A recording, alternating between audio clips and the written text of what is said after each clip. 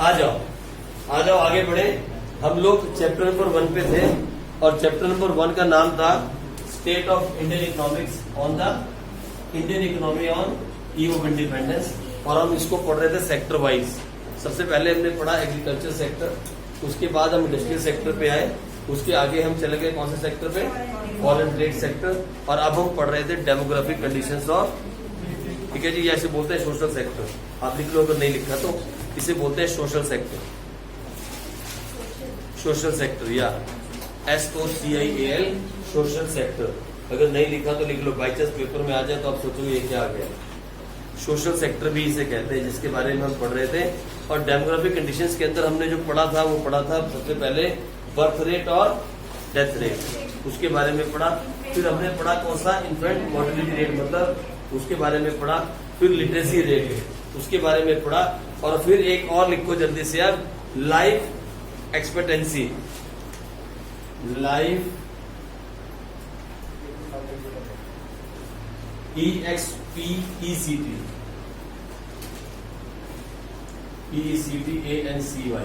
Expectancy है ना, expect कर मतलब कितनी लाइफ, लोगों की लाइफ पहले कितनी थी और आज कितनी है। तो लिखो, it refers to the average life of a person, it refers to the average life of a person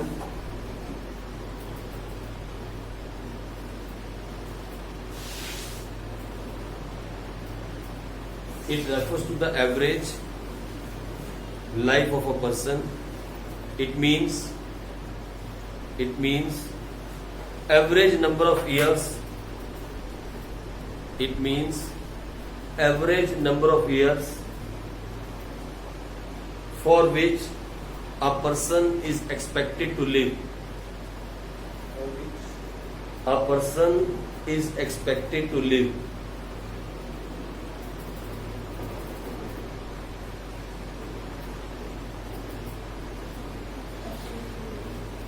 It was 44 years at the time of independence.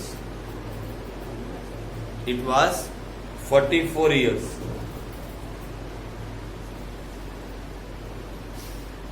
चौवालीस साल जो थी ना एवरेज लाइफ थी लोगों की, 44 इयर्स तक आते आते लोग मर जाते थे, ऐसा उस टाइम पे था, because of no medical facility. Now at present it is 68 years. आपने लोगों को कहते सुना होगा, पुराने जमाने के लोगों की बहुत लंबी उम्र होती थी, 100 साल की उम्र होती थी, लोग बहुत जीते थे, बीमारियां नहीं थी। लेकिन ऐसा नहीं है, देखो किताबों में सच्चाई पता लग रही है आपको। मालूम है क्या था, 44 इयर्स।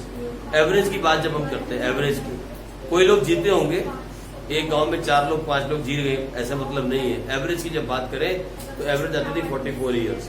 और अब कितनी आती है, जबकि कितना पोल्यूशन है और कितना गलत खाना है, कितने केमिकल्स हम खा रहे हैं, पेस्टिसाइड्स खा रहे हैं, फिर भी 68 इयर्स है, पहले 44 इयर्स थी। ठीक है जी, चलो आगे लिखो। Next is poverty. The next point कौन सा पॉइंट था ये, पॉइंट नंबर 4, ये पॉइंट नंबर 4 था। अब लिखो पॉवर्टी, गरीबी। गरीबी का क्या हाल था, और गरीबी की बात करें, गरीब तो हम आज तक भी हैं, हम अभी भी गरीब लोग हैं, लेकिन उस टाइम क्या हालत था। लिखो, it is difficult to specify, it is difficult to specify the extent of poverty at that time. It is difficult to specify the extent of poverty at that time, but there is no doubt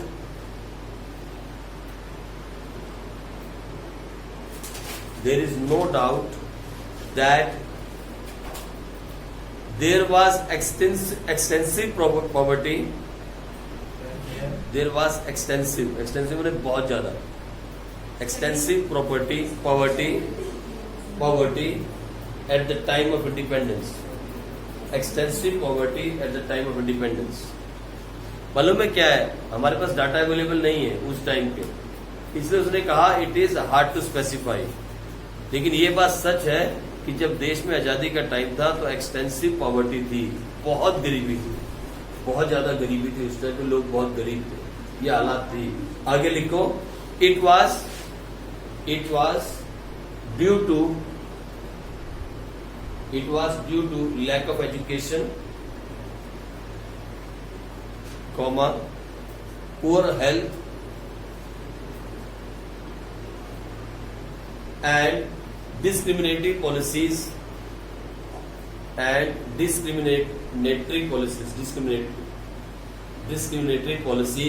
of British government.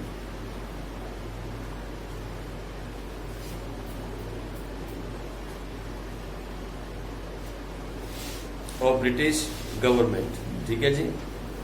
The GDP and per capita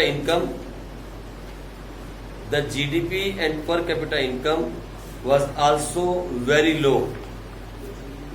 Per capita income was also very low.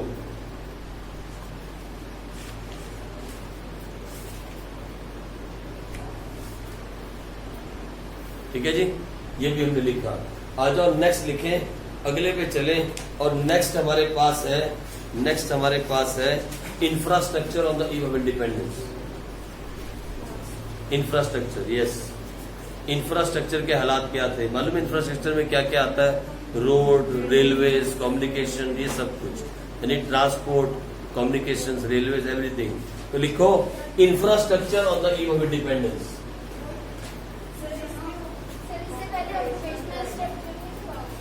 बाद में करवा, पहले लिख लो infrastructure. जो लिखा छोड़ेंगे नहीं कुछ भी हम। RUCTUR, infrastructure on the eve of independence.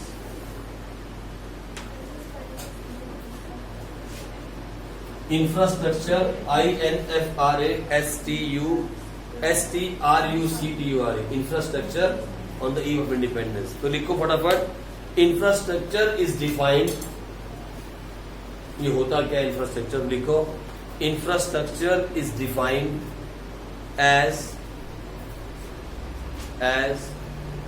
physical framework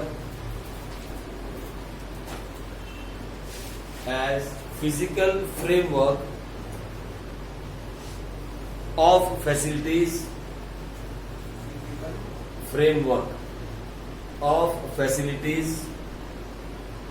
through which goods and services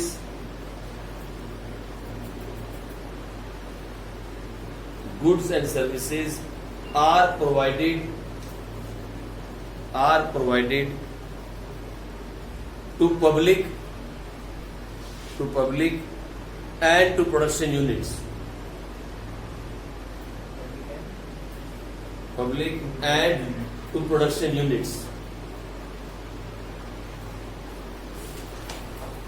Infrastructure is of two types: economic infrastructure and social infrastructure.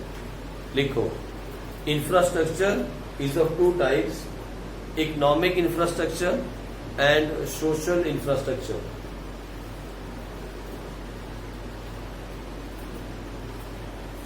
दो तरह का होता है, इकोनॉमिक और सोशल। तो लिखो, इकोनॉमिक इंफ्रास्ट्रक्चर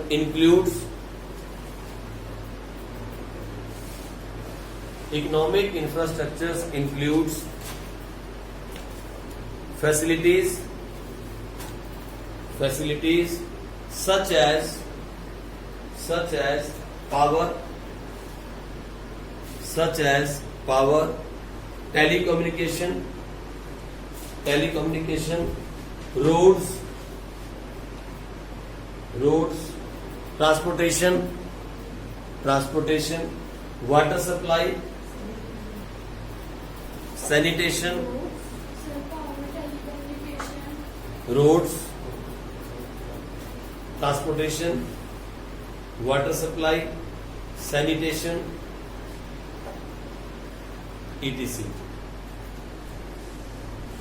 ठीक है, ये सब आता है किसमें? इकोनॉमिक इंफ्रास्ट्रक्चर में। और social infrastructure,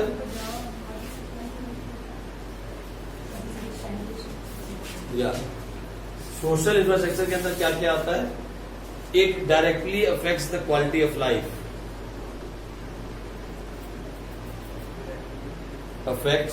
the quality of life.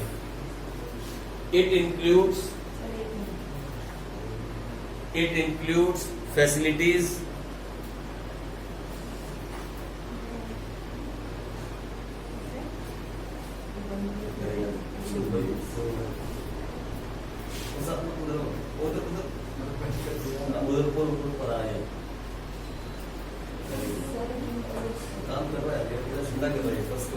अब नजर लग जाएगी. ओके, आगे. It includes facilities related to health, comma, facilities related to health, comma, education, comma, housing, legal and administrative systems.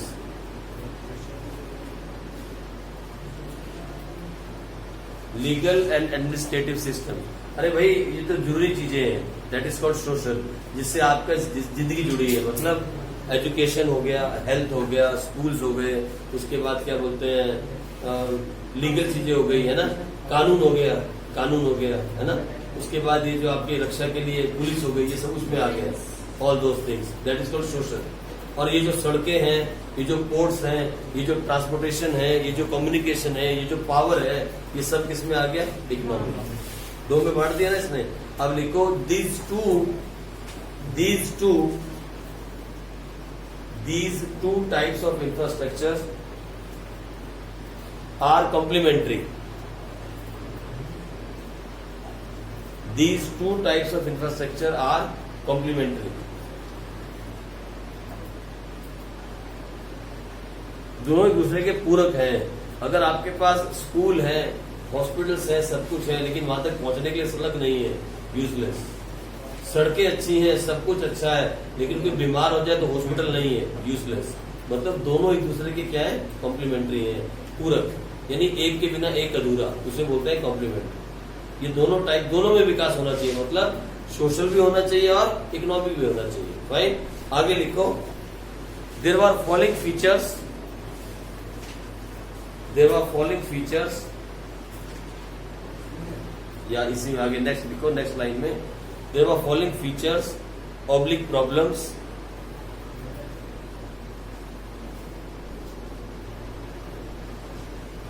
During British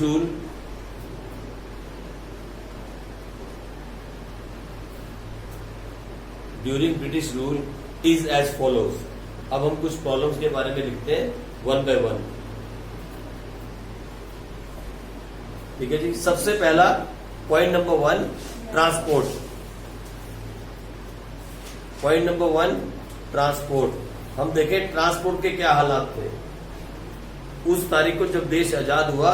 तो ट्रांसपोर्ट के क्या हालात थे. लेकिन ट्रांसपोर्ट के अंदर भी पहले लिखो ए डाल के रोड्स. पहले हम रोड ट्रांसपोर्ट की बात करेंगे, फिर रेलवे की बात करेंगे. तो क्या हालात थे लिखो, roads constructed in India.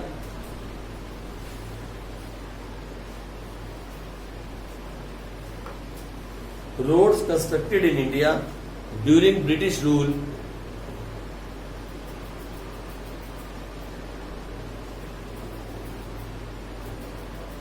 were built बनाई गई, BUILT, were built mainly for the purpose of mobilizing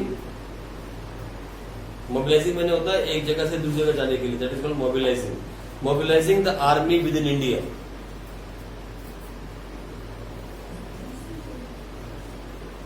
mobilising the army with in India. जो ब्रिटिश आर्मी थी उसकी मूवमेंट के लिए, यहां से वहां जाने के लिए, वहां से यहां आने के लिए, ये मेन मकसद था रोड बनाने का, पहला मकसद. और दूसरा लिखो एंड ड्राइंग आउट. ड्राइंग मैंने ड्रॉ करना, निकालना. Drawing DRAWING. Drawing out raw material. Drawing out the raw materials from the country to the nearest railway station.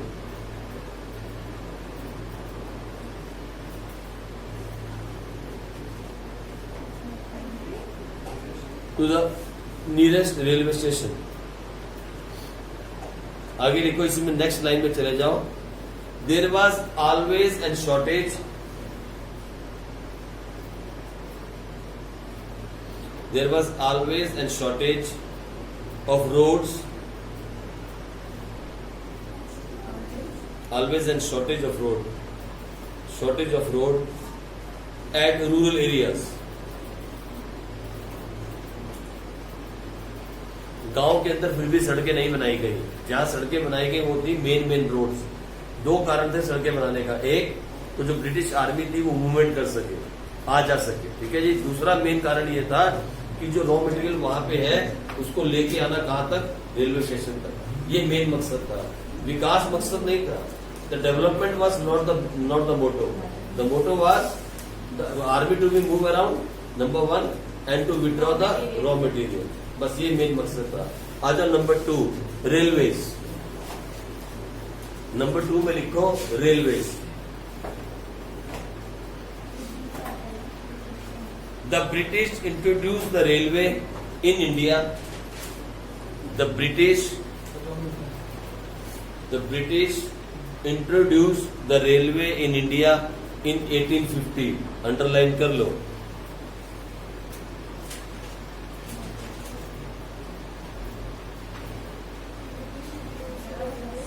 इन 1850, 1850 हिंदुस्तान में गोरे लेके आए थे ट्रेन, जिसमें आप आज बैठ के जाते हो, चुप चुप करते हुए कहीं भी पहुंच जाते हो। वो 1850 में गोरे लेके आए थे।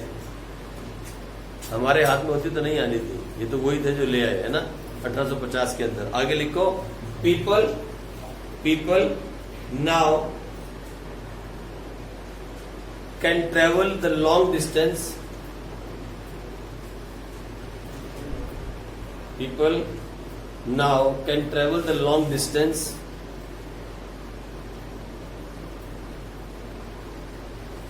due to the railway in India.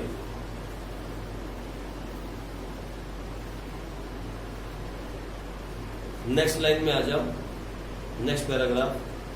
It also lead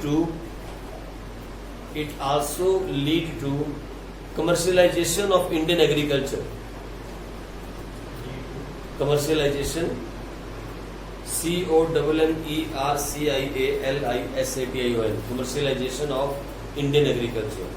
अब देखो लाइट इतनी तेज हुई है, देखा आपने, फैन की स्पीड देखिए, अब कितनी लाइट सी इसको चलने की।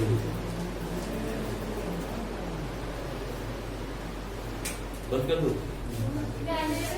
अरे रुको भी, देखो 5 मिनट देखो तो सही। अभी आप ऐसे करोगे थोड़ी देर में, अभी आप ठंडे हो जाओ, रुको। हाँ देखो, it also lead to commercialisation of Indian agriculture. ठीक है जी, कैसे? क्योंकि अब ट्रेन के थ्रू सामान आना जाना शुरू हो गया, एग्रीकल्चर का क्या हो गया, कमर्शियलाइजेशन हो गया। आगे लिखो, द सोशल बेनिफिट्स, या इसी में, the social benefits which Indian people gain through railways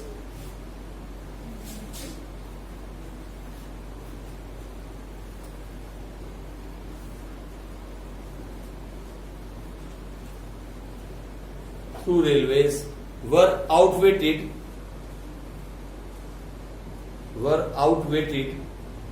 by the country's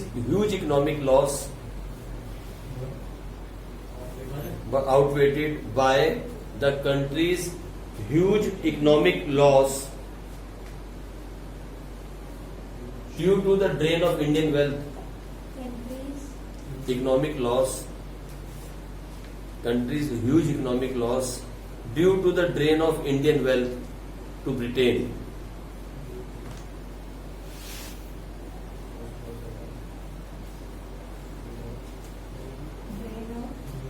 Indian wealth, drain of Indian wealth to Britain.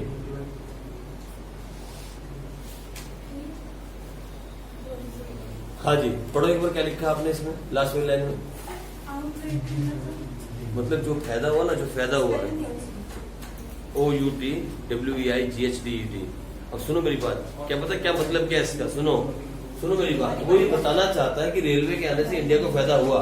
क्या फायदा हुआ? इंडियन लोग अब कहीं भी जा सकते थे, पहला फायदा ये हुआ। दूसरा फायदा क्या हुआ? दूसरा फायदा ये हुआ कि कमर्शियलाइजेशन ऑफ एग्रीकल्चर हो गया। अपना सामान आप कहीं भी बेच सकते हो, खराब नहीं होगा। पहले रेड़े पे रख के सामान अगर आप चले पंजाब से और बेचना चाहते हो बॉम्बे में, जब तक वहां पहुंचोगे तो पता लगा सामान खराब हो गया, यही होगा ना पहले। लेकिन रेलवे आने से क्या हो गया, you can load your goods from Punjab and sell it in the Mumbai. कर सकते हो ना ये काम आप, इसे बोलते हैं कमर्शियलाइजेशन ऑफ एग्रीकल्चर, वो भी हुआ। और आप खुद भी जा सकते हो, खुद भी ट्रेवल कर सकते हो, ये भी हुआ। लेकिन वो बोलता है जो गेन हुआ ना, जो गेन हुआ वो आउटवेटेड हो गया, मतलब वो कम रहा लेकिन लॉस ज्यादा बड़ा हुआ। लॉस क्या हुआ, the drain of Indian wealth. Railway के आने से नो डाउट गेन हुआ, लेकिन जो गेन हुआ वो इतना कम था कि उसके सामने लॉस बहुत बड़ा था। लॉस क्या हुआ, the drain out of Indian wealth, मतलब अब दूर दूर से भी इंडिया का रॉ मटेरियल आने लगा और सीधा ब्रिटेन जाने लगा। रेलवे आ गई ना, सीधा रेलवे लोड करके भेजते थे, मालूम है आपको। अभी यहां से ब्रिटेन जाने के लिए एक बस चलती है, मालूम है आपको, किसी को मालूम है ये बात, आपको नहीं मालूम यार, काम की बातें मालूम नहीं करती। आज अगर यहाँ से आपको लंदन जाना है, यूके जाना है, तो एक बस सर्विस है, मालूम है,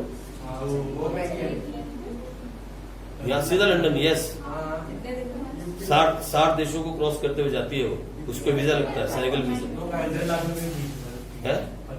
नहीं मैंने ये नहीं पता कि नहीं कम है, उससे कम है। आप नेट पे सर्च करना, देयर इज अ बस, एक बस है जो यहाँ से सीधा आपको यूके लेके जाती है, हाँ, बाय रोड, बाय रोड,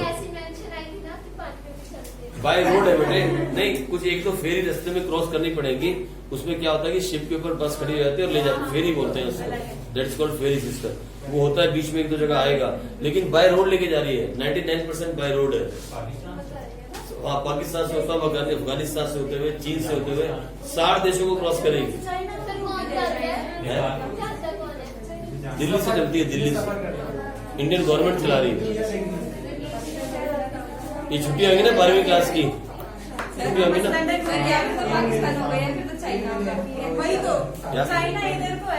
नहीं ऐसा मैंने सुना है कि सारे देश 60 देशों को क्रॉस करते हुए जाते हैं। आप सर्च कर सकते हो, नहीं जैसा रोड, जैसी रोड मिलेगी, अरे सुनो मेरी बात, ऐसी सीधी रोड नहीं मिलेगी ना, तो कहीं ना कहीं तो घूमना, ये तो अब आप देखो क्यों जाएंगे। लेकिन जाती है, चाइना होती हुई पाकिस्तान होती है, पाकिस्तान, अफगानिस्तान, चाइना, 3 तो मैंने सुने थे। चाइना से होती जाती है, मैंने सुना है, आप देख लो ना मैप क्या है उसका, ठीक है। चलो वापिस आ जाओ, वापिस आ जाओ। हमने कहा रेलवे के आने से फायदा हुआ, no doubt there was a gain. 2 बातों का फायदा हुआ, क्या फायदा हुआ, एक तो लोग जा सकते थे और दूसरा कमर्शियलाइजेशन ऑफ एग्रीकल्चर हो गया। लेकिन नुकसान बड़ा हुआ, नुकसान क्या हुआ, the drain of Indian wealth to Britain, ये ज्यादा बड़ा नुकसान था। तो फिर जो गेन था वो आउटवेटेड हो गया। आउटवेटेड का मतलब होता है, आउटवेटेड का मतलब होता है the gain is less and the loss is big, huge loss हो गया। ठीक है जी, चलो आगे लिखो नेक्स्ट। हाँ जी, जो रेलवे ट्रैक्स वगैरह बोला है वो ब्रिटेन से ही आएगा ना? हाँ सब ब्रिटेन से, तो उससे भी पैसा लिया?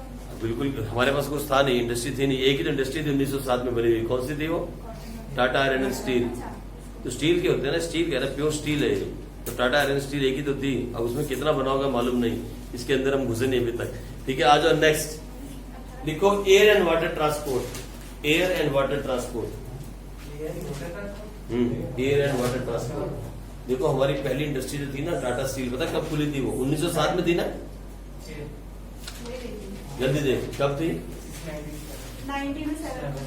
1907 थी, 07 है ना। और ये कब, रेल 57 ईयर के बाद हमने पहली इंडस्ट्री खोली थी, टिस्को। तो सारा माल वहीं से आया होगा, अंडरस्टूड सी बात है, वहीं से बन के आया होगा। तो लिखो air and water transport.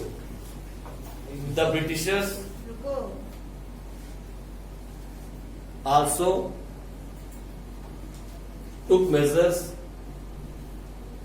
for developing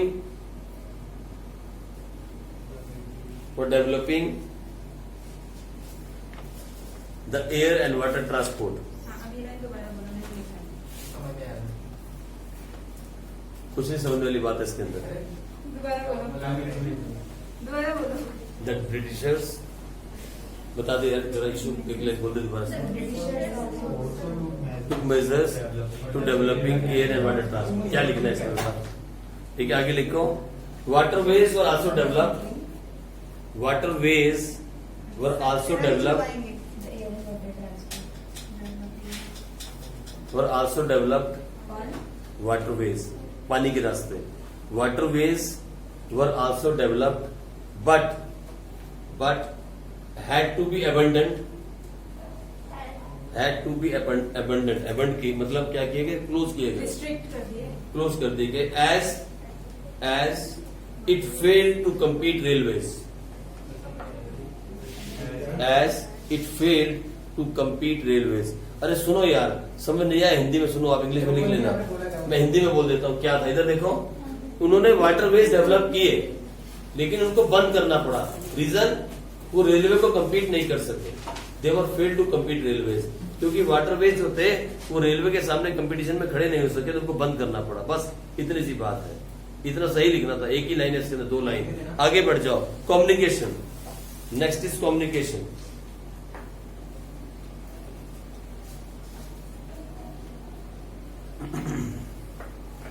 They developed the modern system of communication. They developed the modern system of communication.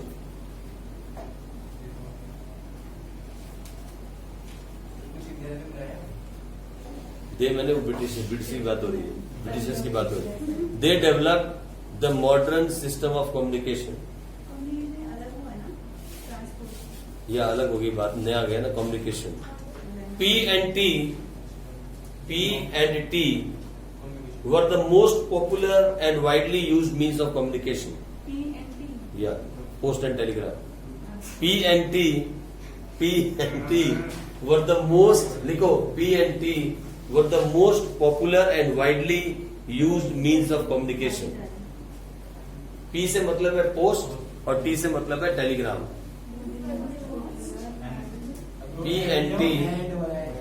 P and T were the most popular and widely used mean of communication.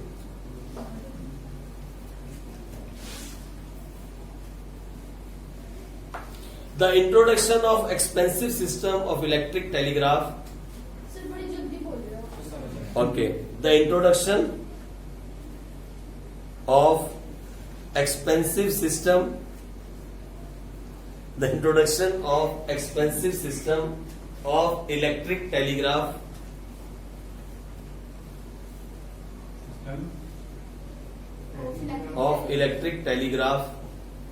in India was to maintain law and order in the country.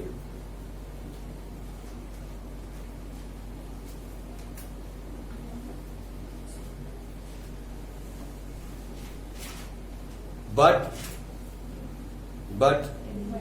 post and telegraph service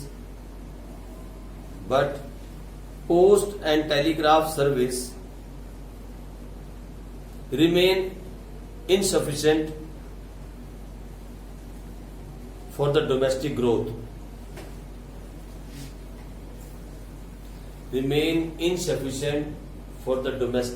growth. ठीक है जी. आगे लिखो next paragraph में. The first Indian stamp या the first Indian the first stamp समझते हो जो लेटर में लगाते हैं.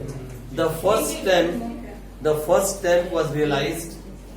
The first stamp was released in 1852. इसी में आगे लिखो.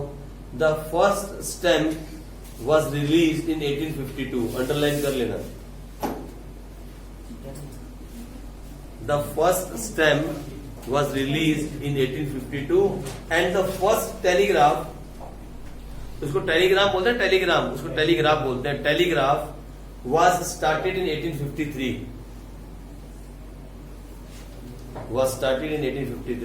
पहली स्टैम्प आई थी 1852 में और पहला टेलीग्राम गया था 1853 में. समझते हो? स्टैम्प लगाते हैं लेटर के ऊपर. जो आता कब लगाते हो, ऐसे फूक लगा के लगाते हैं ना आपको. वो अलग था. नहीं सर अभी करते होंगे ना? नहीं अभी गम नहीं मिलते। सुनो मेरी बात, अभी आप गम नहीं यूज कर सकते। नहीं सर, उसके पीछे लगा होता है उससे। हाँ गम लगी होती है पहले से, तो थोड़ा धूप लगाओ तो लग जाती, चिपक जाती। सही है कि नहीं? यही काम करते हैं ना है ना, हिंदुस्तानी मुझे मालूम है, हम भी वही करते हैं जो आप करते हैं। तो पहली जो स्टेप है वो आई थी 1852 में, और जो पहला टेलीग्राम गया था वो गया था 1853 में। ठीक है, इतनी सी बातें हैं, ये छोटी छोटी बातें, बड़ी नहीं एक्सप्लेन करने वाली, मैं एक्सप्लेन करता हूँ, इनमें कुछ है नहीं भाई। ये था हमारा क्या, ये था हमारा क्या, इंफ्रास्ट्रक्चर। खत्म हो गया, खत्म हो गया, बस इतना ही था। हमने किसके बारे में पढ़ा? ट्रांसपोर्ट के बारे में पढ़ लिया, जिसमें रोड पढ़ा, रेलवे पढ़ा, वाटर ट्रांसपोर्ट पढ़ा, फिर कम्युनिकेशन के बारे में पढ़ लिया, बस इतना ही था और ज्यादा नहीं था। वेट, अब लिखो ऑक्यूपेशनल स्ट्रक्चर, जल्दी से फटाफट लिखो ऑक्यूपेशनल स्ट्रक्चर। सर वो 18 कंट्रीज दिखा रहा है। कितनी? सर 60 पे पहुंच गए थे। 60 है, कितनी है? 18 18 की कौन सी कंट्री से क्रॉस हो रहा है? ऑक्यूपेशनल स्ट्रक्चर पता नहीं, मैंने बड़े जल्दबाजी में सुना था, डिटेल में नहीं सुना।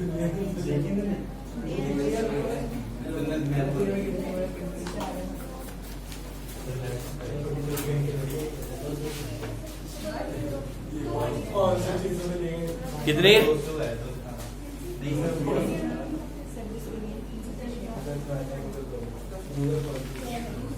लिखो मीनिंग ऑफ ऑक्यूपेशनल स्ट्रक्चर।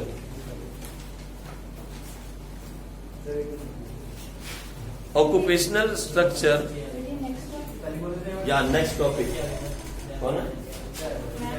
लिखो 2 मिनट जाओ। लिखो ऑक्यूपेशनल स्ट्रक्चर रेफर्स टू, कोई साथ लगा, occupational structure refers to distribution of working force, distribution of working force into primary, secondary and service sector, of working force into primary, secondary and service sector। मालूम है 3 तरह के sectors होते हैं, तो पढ़ा है आपने बीएससी में यार। प्राइमरी सेक्टर में क्या आता है? Agriculture and all this, mining and all that. Secondary sector में सारी प्रोडक्शन, और सर्विस सेक्टर में ये बैंकिंग, इंश्योरेंस, ट्रांसपोर्ट, सब कुछ। 3 तरह के सेक्टर होते हैं। तो हम ऑक्यूपेशनल सेक्टर की बात करते हैं, उसका मतलब होता है जो वर्क फोर्स है, जो लोग काम कर सकते हैं, वो कैसे कैसे कौन से सेक्टर में काम करते थे।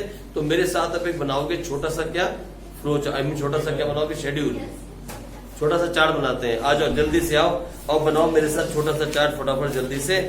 कॉलम बना लो, एक बना लो 1951,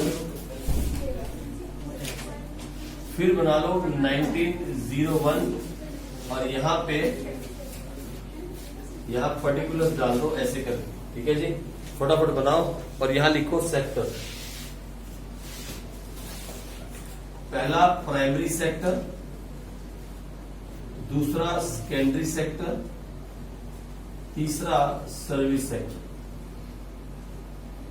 और ऐसे करके इसमें आप लाइन लगा लो। अब इससे सारी कहानी क्लियर हो जाएगी। और नीचे लिखो टोटल, लो, ठीक है। ये एक छोटा सा शेड्यूल बना लेते हैं और इसकी हेडिंग दे दो percentage distribution, percentage distribution of work force in India. Low, percentage distribution of work force in India, ठीक है। इसको इसकी हेडिंग दे दो और लिखो प्राइमरी सेक्टर के अंदर, प्राइमरी माने वो खेती बाड़ी 72%, ये भी परसेंटेज में है, इन परसेंटेज। सर ऊपर आपने परसेंटेज फिर भी बेटे कोई बात नहीं, प्राइमरी कितना हुआ 72%, यानी 72% of work force was engage in primary sector, मतलब खेती बाड़ी, एग्रीकल्चर के अंदर 1901 में। और 1951 के अंदर भी मालूम है कितना था? 72%, सेम, कोई चेंज नहीं, ठीक है जी। फिर सेकेंडरी सेक्टर ये 12% था, 12% 1901 के अंदर, और यहां गिर गया 11%। और सर्विस सेक्टर के अंदर ये 16% था, जो बढ़ के कितना हो गया 17%। कितना हुआ 6 2 8 2 10 100। और ये भी कितना हुआ 7 1 8 100। लो, ये छोटा सा टेबल आपको समझाने के लिए काफी है कि ऑक्यूपेशनल स्ट्रक्चर का हालात क्या था इंडिया के अंदर उस टाइम पे जब देश आजाद हुआ। ठीक है जी, ये आपको बताना चाहता कि 72% लोग जो थे वो खेती पे डिपेंड थे, 11% लोग मैन्युफैक्चरिंग पे डिपेंड थे, और बचे हुए जो लोग थे 17% वो सर्विस सेक्टर में, यानी ट्रांसपोर्ट, कम्युनिकेशंस, बैंकिंग, इंश्योरेंस, इसमें फंसे हुए थे, ये वाले काम। ठीक है जी, कितने परसेंट? 17%। अब प्रॉब्लम ये है कि जिस किसी भी इकोनॉमी के अंदर इतने परसेंट लोग एग्रीकल्चर पे हो, उसे कहते हैं under developed economy.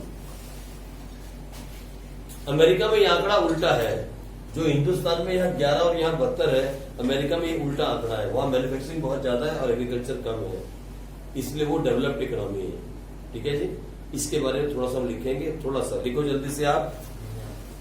The data shows, जो डाटा आपने बनाया ये क्या दिखाता है? The data shows that during 1901 to 1951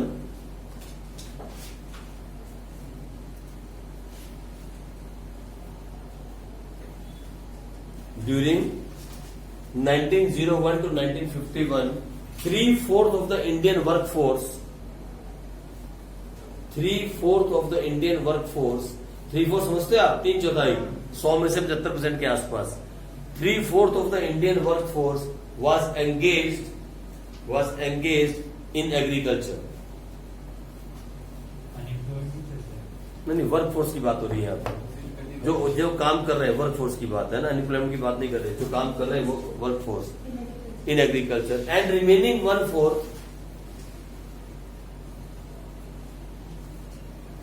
remaining 1/4 in non agriculture occupations.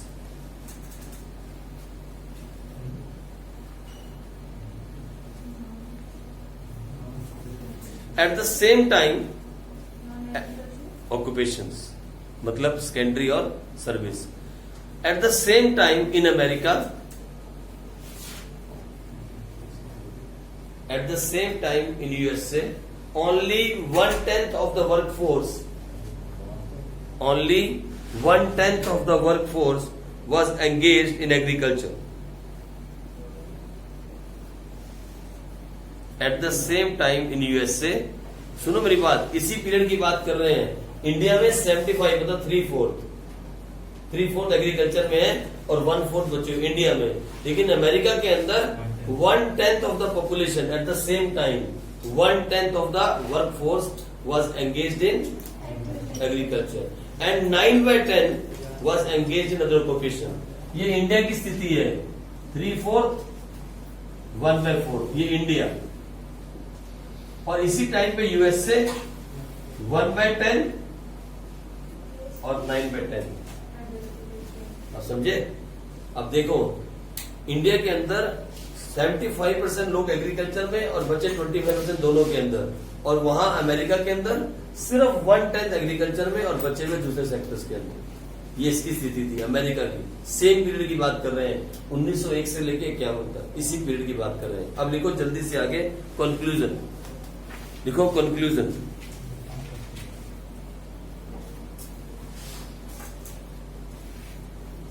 Survey of different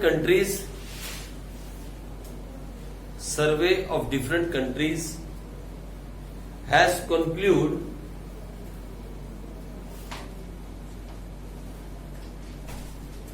has conclude that countries with most of the labor force,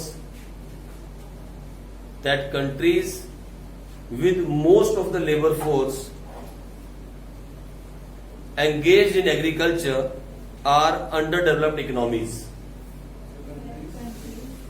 Countries with most of their labor force engaged in agriculture are underdeveloped economies.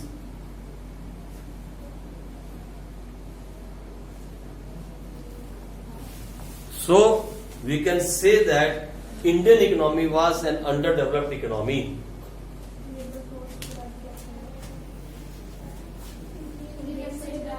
That Indian economy was an under developed economy. ठीक है जी, हमने conclude कर दिया occupational structure से, एक chart भी बना दिया, डेफिनेशन भी लिख दी, सब कुछ हो गया। ठीक है जी, यहां तक हो गया, बस इसको यही खत्म करेंगे। और एक छोटा सा क्वेश्चन रह गया कल, उसके बाद हम सेकंड चैप्टर पे साथ के साथ शुरुआत कर देंगे कल ही। ठीक है, चलो जी, कल मिलते हैं।